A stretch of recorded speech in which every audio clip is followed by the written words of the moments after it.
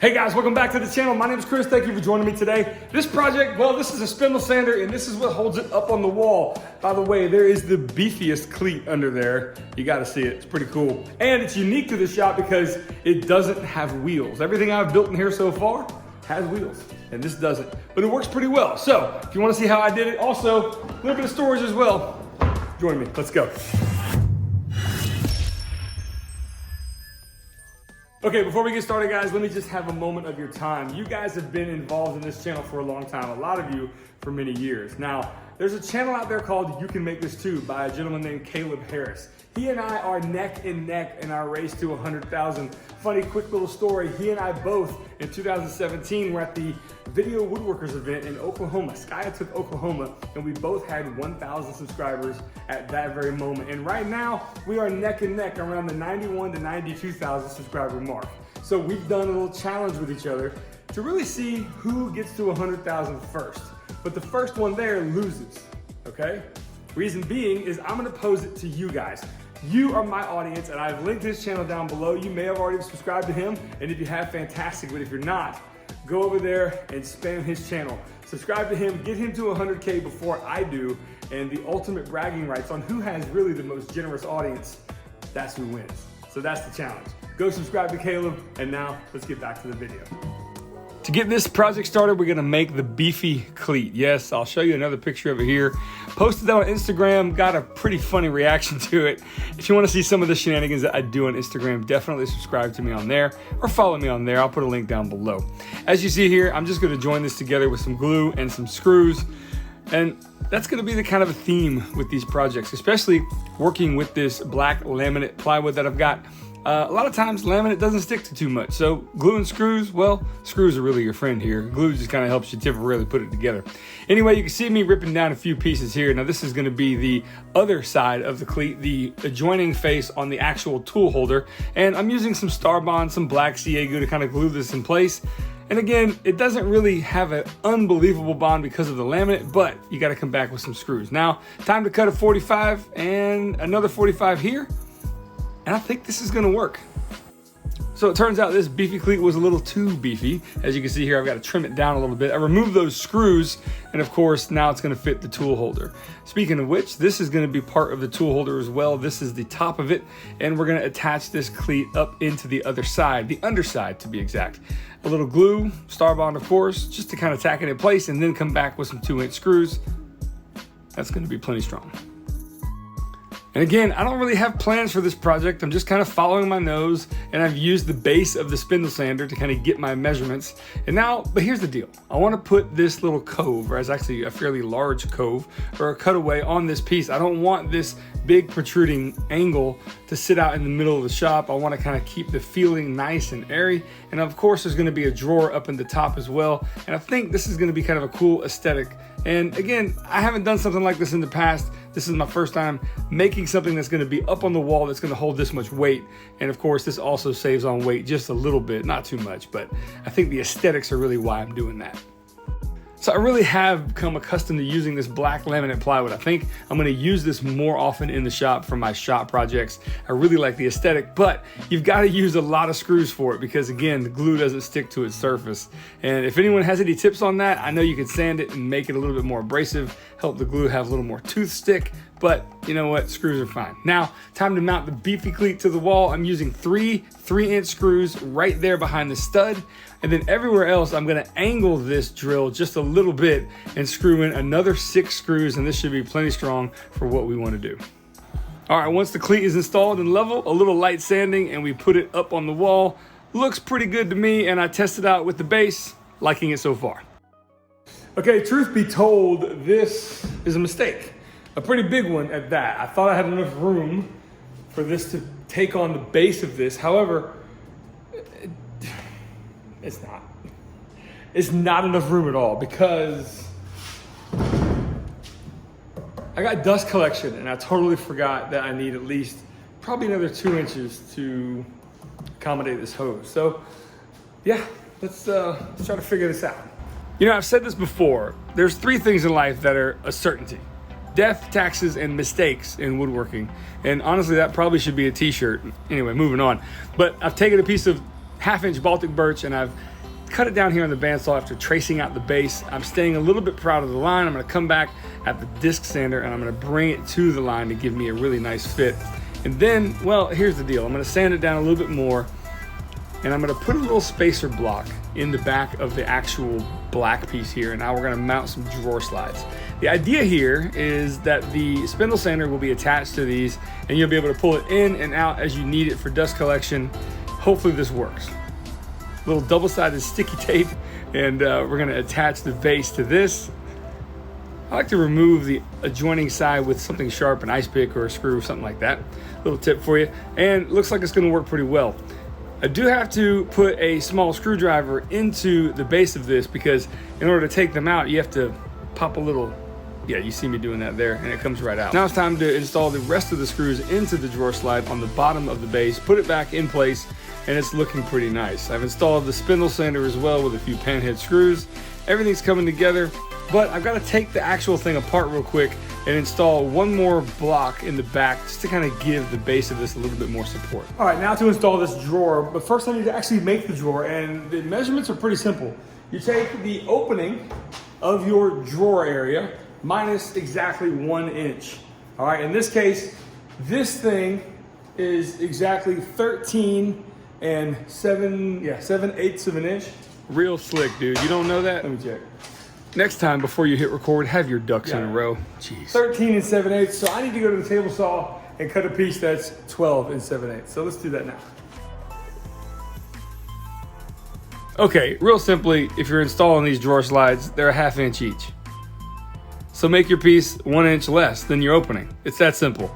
As you see, I've cut some Baltic birch down here. The whole thing is gonna be 1/2 inch plywood. And this is the exact size of the drawer that I need. Really simple construction. I basically just put the sides onto the base and then that's it. Then you got a drawer. Now to install the drawer slides, I'm gonna angle them up off the bottom a little bit, or in this case, it's actually the top. And it's pretty simple. I've detailed a lot more about installing these drawer slides in a video of my drill press stand. I'm gonna link that down below as well. That's a pretty cool video too. You ought to check that one out. So once everything's in place here, I've got some slats. I'm gonna put them in there and then boom, there you go. There's your drawer. There's where it needs to be. Pull it out just a little bit and install the first couple screws on either side. Pull it out a little bit further and keep going. And now that you've got 2 screws on each side, it's pretty easy to just finish it home.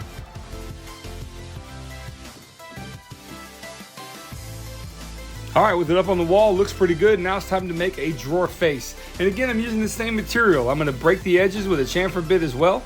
And this is gonna be a nice little addition to the shop. I'm definitely, well, you know what, I need some help with this. There she is. She's been in the background this whole time, but every time I bust out these sanding pads, she always wants to get involved. What a sweet little girl. So to have the drawer be proud of the surface a little bit, I've made this little spacer, and this is gonna help me install this just a little bit better. And as I'm working with this, you hear something. Hi there, Daddy. Now, could you make that out? Because at the moment I could not, and it turns out she was being super sweet. You want a hug? She wanted a hug. Of course. Mwah. Thank you. Oh, I'm about to fall. Say hi to the camera. Say hi. Hi. Say, I'm Cool Breeze. Cool Breeze. I know every dad feels this way, but I really feel like I'm the luckiest dad in the world, man. She is absolutely incredible. And I'm glad she interrupted me because using this green tape was an idea that came to me after I was struggling with it before. And now I've just installed 1 screw into the drawer right in the middle. That's where I'm gonna put the drawer pull as well. And we come back with some, I believe these are 1 inch screws that are going into the drawer face. And that's how I install the drawer. So what's crazy is that I installed this thing not quite level. This side is a little lower than this side. And that's okay because there's a feature on these drawer slides that I showed you in my previous video and I actually have to use now. So check it out.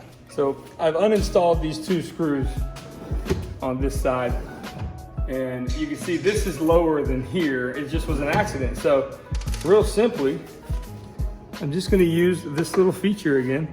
Actually, let me get you a better angle. The feature allows you to adjust the drawer up and down on either side to give you a perfectly level fit. I'm not sure if you could tell by the naked eye how unlevel this was, but I could definitely, and it was definitely a feature I'm glad was there.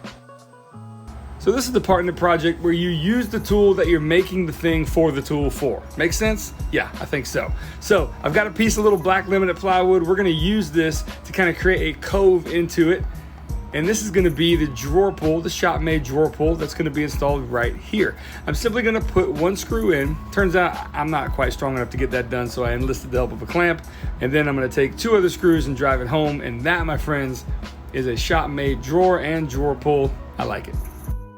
Okay, a little explanation is needed for sure, because the drawer slides I use for this are not undermount style drawer slides. They are side mount. Now, I can go to the store and pick up some undermount, which is not a big deal, and reinstall them. Okay, it's just what I had at the time, and I wanted to see if it would work, and it does, but it's a little, I'll show you. It's a little precarious. That's not even the right word. It's just a little, I don't know, weak, maybe.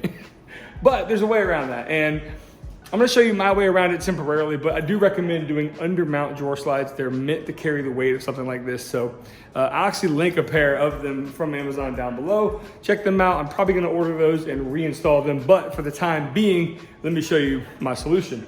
So I've got a couple of pieces of plywood that are 1/2 inch, and I simply just need to pull this out a few inches to get back here to, like I said, the mistake I made. I didn't have enough room to put the dust collector hose. So, and then once this is here, these pieces can literally just rest up underneath this. And right now, that's good.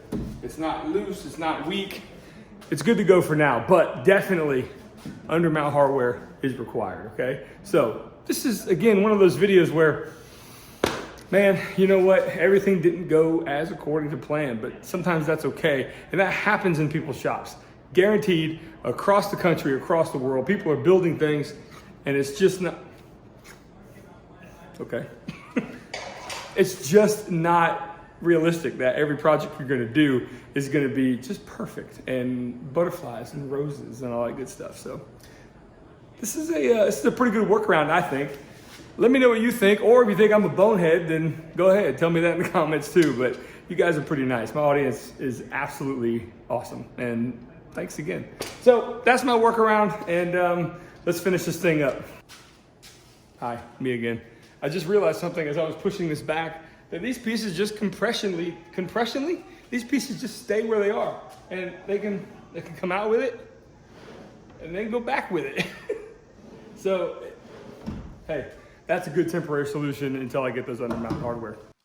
And then it hit me, why not just make some pieces that aren't temporary, simply install them on the base, but make them look good. So trim them to size. I'm gonna cut them here at the bandsaw, a little proud of the surface, and I'm gonna come back after I install them and cut them with a flush trim bit. But about the undermounted drawer slides, I didn't link them, okay? So if you're looking for them, they're not there. I didn't use them, so I'm not gonna link them. I only link products that I've actually used in the shop, and I hope you guys understand. So yeah, once these pieces are installed, I'm using a flush trim bit to ride up against the surface of the base, and it trims it dead even with it. And now it's time to come back and install it into the drawer slides. Here you go. All right, so what I'm trying to do is give you a shot of what I see as I'm trying to put this back in. And it's pretty simple. There you go. Man, that's a pretty cool shot, you gotta admit. As for storage, I figured extra sandpaper, why not? But this project was actually a good workaround for me. I came up with a solution to a problem that I didn't need, well, really I didn't need to go out and buy something else. I used what I could, and that, well, sometimes in and of itself is one of the best lessons, to use what you got.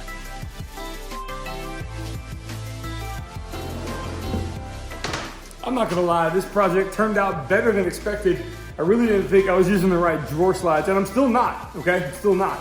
But it works out pretty well with that little bit of Baltic birch underneath. So that's this project complete, guys. I really appreciate you being here. Don't forget, I think y'all are the best audience in the world and the most generous and kind. So go subscribe to Caleb as well. Give us those bragging rights. Thanks, guys. And again, we're approaching 100,000. There is going to be a big giveaway as well. Some of the companies that I've worked with along the way are going to take part. There's going to be more details of that coming up very soon. So that's all I got for this one, guys. I'll see you guys on the next project. And until then, take care.